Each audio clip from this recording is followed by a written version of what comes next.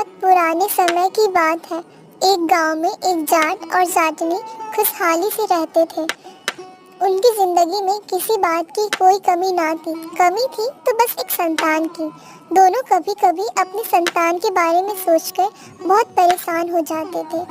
एक दिन जाट को बहुत अधिक काम था, इसलिए बिना खाना खाए ही वह खेत में जाने लगा और जाटनी से कह गया,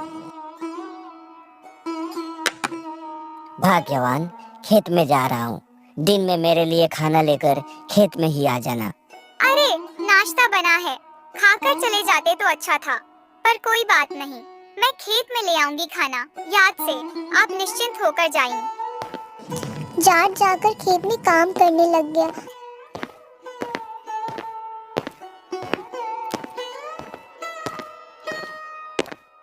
परंतु जाटनी घर का काम करके सो गई और वह भूल गई कि उसे खेत पर जाट के लिए खाना लेकर जाना था।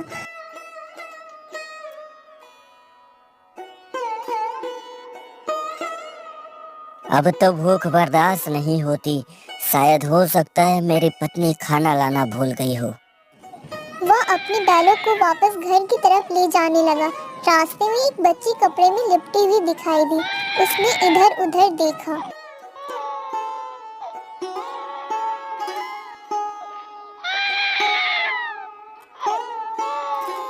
कहीं कोई खेत में काम कर रहा हो, शायद उसकी ये बच्ची हो।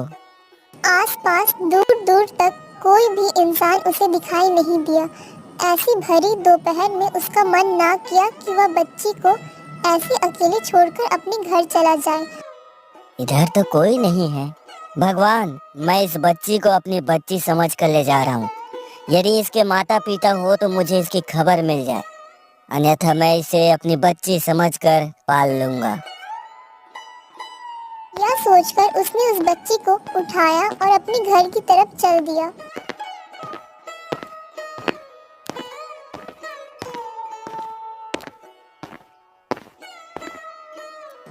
घर ले जाकर उसने जाटनी की गोद में वह बच्ची दे दी।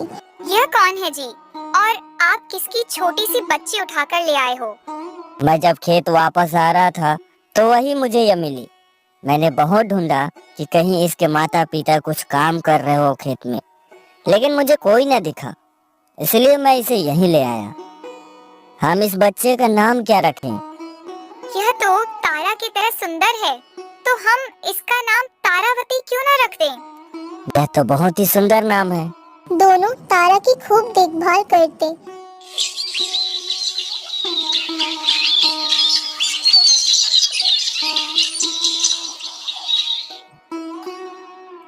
दोनों तारा की खूब देखभाल करते।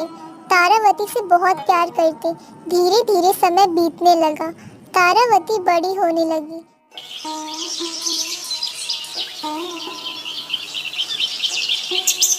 लेकिन एक दिन जाट और जाटनी अपने खेत में काम कर रहे थे और तारावती को घर पर छोड़कर गए थे।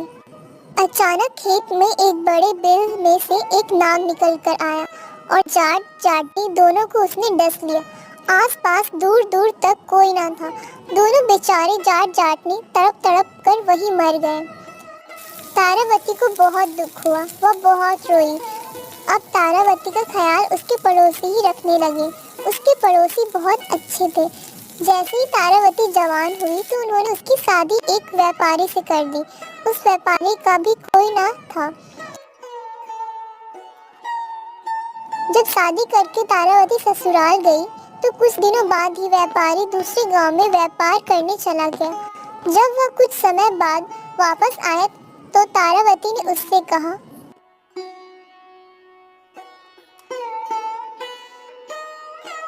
देखो जी, आप तो यहाँ से चले जाते हो और बहुत समय बाद आते हो, लेकिन मेरा यहाँ पर मन नहीं लगता है।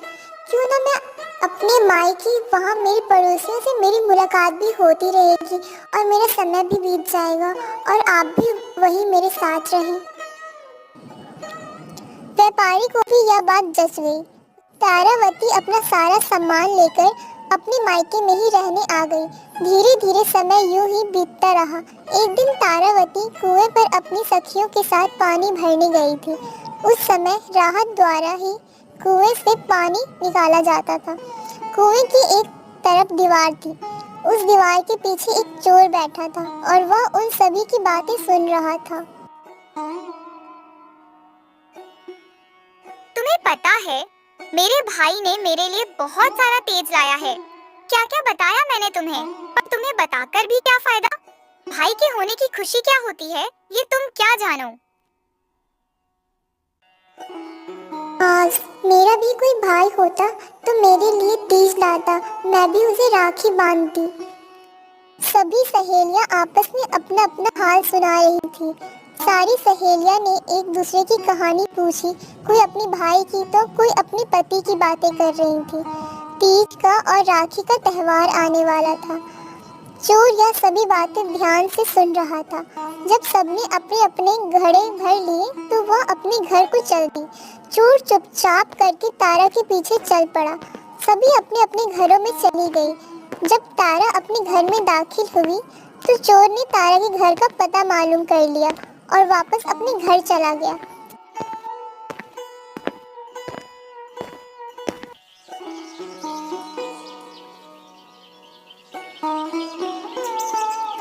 कुछ दिनों के बाद चोर चावल, चीनी, साड़ी, चूड़ियाँ, फल, मिठाई, सारा सामान लेकर तारा के घर पहुंचा।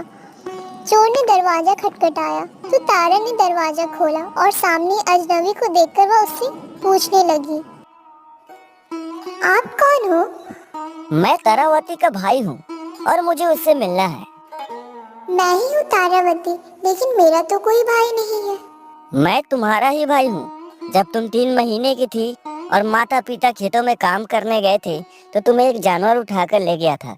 तब मैं 6 साल का था। हमने तुम्हें बहुत ढूंढा पर तुम नहीं मिली। आज माँ को पता चला कि तुम इस घर में रहती हो तो माँ ने ही मुझे यहाँ भेजा और मैं तुम्हारे लिए यह सब सामान भी लाया हूँ। देखो माँ ने तुम्हारे लिए क्या क्या भेजा है। माँ की तबीयत ठीक नहीं है। अगर तुम चाहो तो वह तुमसे मिलना चाहती है। 2-4 दिन माँ के पास रुक जाना, उससे मिलकर फिर वापस मैं तुम्हें छोड़ जाऊंगा। आगे तुम्हारी मर्जी।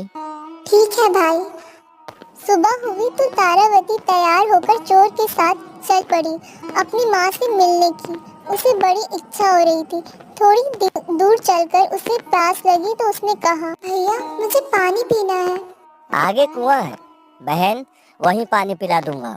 इस तरह तारावती ने रास्ते में 3-4 बार पानी मांगा तो चोर उसे आगे कुआं है यह कह। जब चोर का गांव नजदीक आया तो तारावती ने फिर कहा, भैया देखो कोई गांव भी आ रहा है।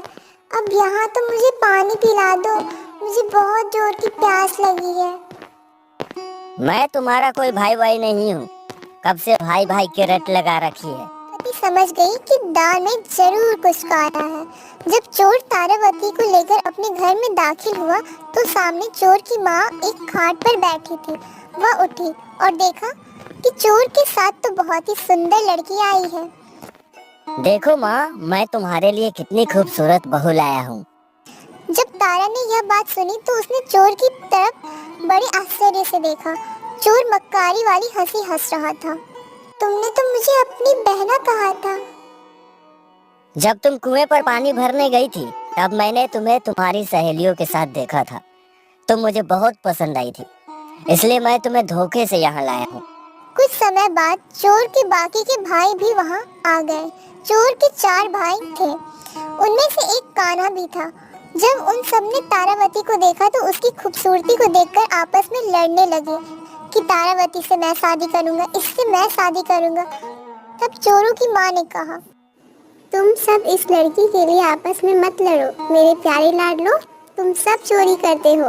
अब की बार जब तुम चोरी करने जाओ तो जो सबसे ज्यादा कीमती सामान लेकर आएगा मैं उसी के साथ इसकी शादी करवा दूंगी। एक दिन चोरों की माँ ने तारावती से कहा, बिटिया तुम तो बहुत खूबसूरत हो, तुम्हारे तो बाल भी बहुत लंबे काले घने हैं, तुम ऐसा क्या करती हो? कुछ नहीं अम्मा जी, मैं अपने शरीर का बहुत ध्यान रखती हूँ, अपने बालों का भी बहुत ख्याल रखती हूँ। लाइए मैं आपके भी बाल बना देती हूँ। जब उसने इतने प्यार से कहा तो चोरों की माँ इनकार ना कर सकी। ठीक है बेटी, बना दो। उसने चोरों की माँ के बाल खोले और उनमें कंघी करने लगी। चोरों की माँ को बड़ा अच्छा लग रहा था। अम्मा जी, आपके सर में तो बहुत जुए हैं और बहुत आपके बाल गंदे भी हो रखे। आप नहाई नहीं क्या? चलिए मैं आपको नहला देती हूँ। चोरों की माँ खुशी खुशी नहाने के लिए तैयार हो गई। फिर तारावती ने चूल्हे में आग जलाकर उस पर एक बड़े से भगोड़ में पानी भर दिया और गर्म होने के लिए रख दिया। जब पानी खूब अच्छी तरह गर्म हो गया तो तारावती ने पूछा, अम्मा जी, आपके साफ कपड़े कहाँ रखे हैं? चोरों की माँ ने चाबी निकालकर तारावती को दे दी। तारावती ने जब अंदर संदूक का ताला खोला तो देखकर दंग रह गई। संदूक में बहुत सारा सोना चांदी, बहुत सारा पैसा रखा हुआ था। तारावती उस समय तो चुपचाप चोरों की माँ के कपड़े निकालकर ले आई। फिर उसने एक चार की ओर में चोरों की माँ को नहलाना शुरू कर दिया। पहले तो उसने थोड़ा हल्का गुनगुना पानी चोरों की माँ के शरीर पर डाला। जब चोरों की माँ को अच्छा लगने लग गया तो उसने लगातार पूरा उबलता हुआ पानी उस बुढ़िया पर डाल दिया। वह उबलते हुए पानी के दर्द के मारे तड़पने लगी और थोड़ी देर में तड़प तड़प के वही मर गई। तारावती ने उसे नए कपड़े पहनाए और चरपाई पर लिटा दिया और ऊपर से एक चादर से ढक दिया। ऐसा लग रहा था जैसे वह सो रही है। तारावती ने सारा चोरी का सामान इकट्ठा किया, जितना भी कीमती सामान था सबको उठाकर चोरों की बैलगाड़ी थी उसमें रखा और अपने गांव की तरफ चल पड़ी। जब वह अपने गांव पहुंची तो सबने सोचा कि तारा की माँ ने तारा को बहुत सारा सामान और जेवर दिए हैं। तारावती ने किसी को कुछ नहीं बताया। उधर जब चोर चोरी करके अपने घर पहुंचे तो उन्होंने देखा कि कमरे का दरवाजा तो बंद है। तारावती उनके लिए खाना बना रही है। जब उन्होंने झांक कर देखा तो चार पाई पर उनकी माँ लेटी हुई थी। उन्होंने सोचा कि माँ सो रही है। जब बहुत बोलने पर भी उनकी माँ ना उठी तो उन्होंने कमरे का दरवाजा खोला और अंदर जाकर देखा तो फिर माँ से पूछने लगे और माँ को उठाने लगे तो चौंक गए कि उनकी माँ तो मरी पड़ी हुई है। फिर उन्होंने जल्दी से अपना संदूक खंगाला।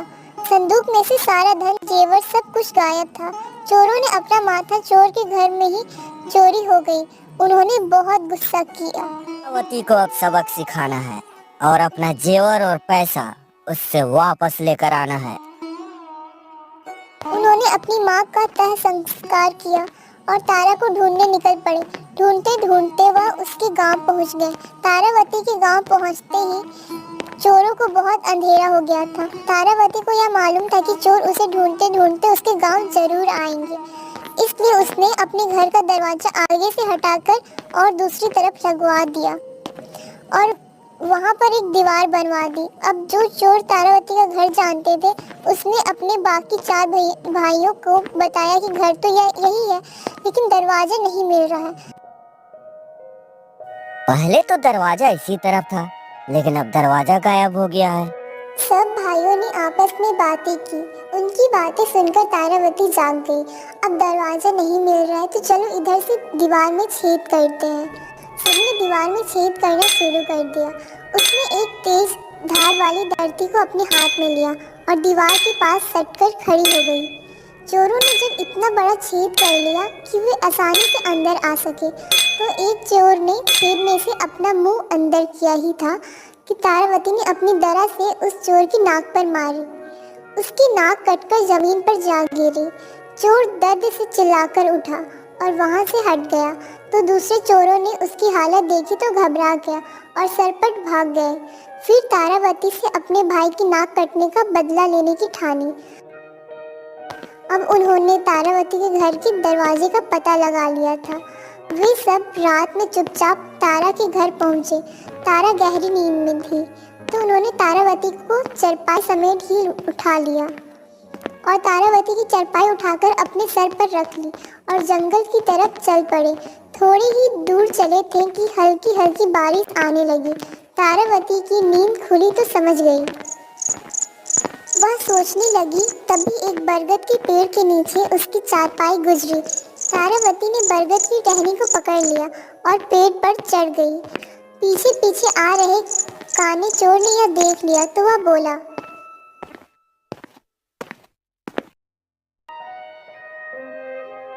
भाई लड़की तो पेड़ पर चढ़ गई है, तुम्हें बहुत दिखाई दे रहा है, अंधेरे में हम क्या पागल है?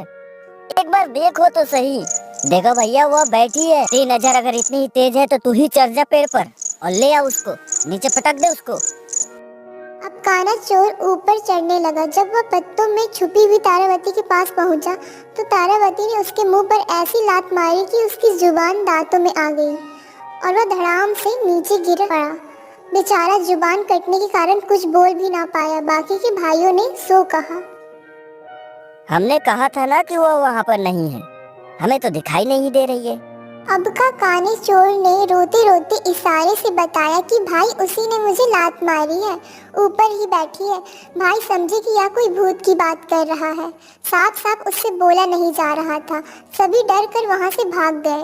आगे जाकर अपने भाई की जुबान काटने की बात पता चली तो वैद्य से दवाई करवाई। जब वह ठीक हुआ तो एक रात फिर से वह पांचों भाई तारावती के घर में आए। उन्होंने देखा तारावती गहरी नींद में है। वह धीरे धीरे अपना चोरी का सामान अपनी गठरिया में बांधने लगे तो तारावती की नींद खुली। उसने सारा मंजर देख लिया था। वो एक धारदार कुल्हाड़ी लेकर घर के दरवाजे पर चुपके से खड़ी हो गई। जब चोर सारा सामान लेकर एक एक करके घर से निकलने लगे तो तारावती ने एक एक करके कुल्हाड़ी से सबको मार गिराया।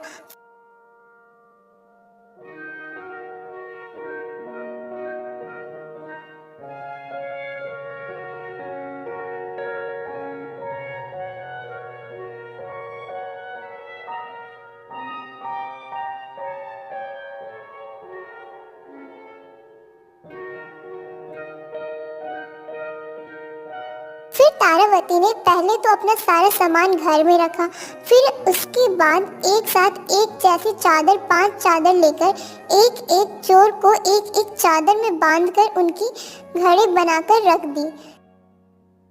तारावती के गांव में रोजाना एक फकीर आता था जो हर घर के दरवाजे के सामने खड़ा होकर उनके लिए दुआएं मांगता और बदले में लोग उसे 1-2 रुपए दे देते थे। जब वह फकीर घूमता घूमता तारावती के घर के सामने आया तो तारावती ने पूछा, बाबा जी आप सारे दिन में कितने रुपए कमा लेते हैं? बेटी, मैं तो एक दिन में 50-60 रुपए ही कमा पाता हूँ। बाबा जी एक जादूगर है जो मुझे बहुत तंग करता है। बाबा आज मैंने बड़ी मुश्किल से उसे पकड़कर एक गठरी में बांध दिया है। क्या कोई ऐसी जगह है जहाँ से यह जादूगर वापस ना आ सके? अगर कोई ऐसी जगह है और आप उसे फेंक दें तो मैं आपको 500 रुपए दूंगी। फकीर के मन में लालच आ गया। लाओ, इस जादूगर के बच्चे को मैं अभी नदी में फेंक कर आता हूँ।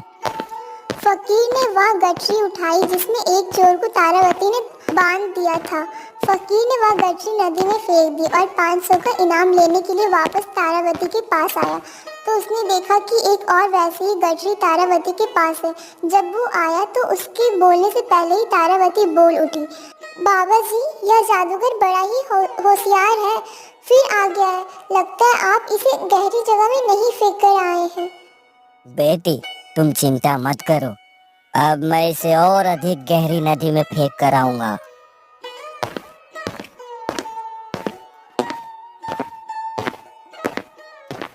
तो तारावती तीसरी गठरी लाकर रख दी और कहा, देखो बाबा मैंने कहा था ना इस गठरी को ऐसी जगह फेंकना जहाँ से यह वापस ना आ सके, लेकिन यह तो फिर वापस आ गया।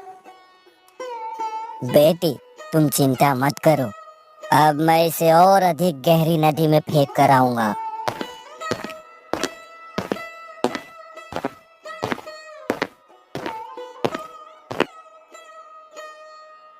हाँ बाबा जी अब की बार आपने उसे बहुत अच्छी जगह में फेंके हैं।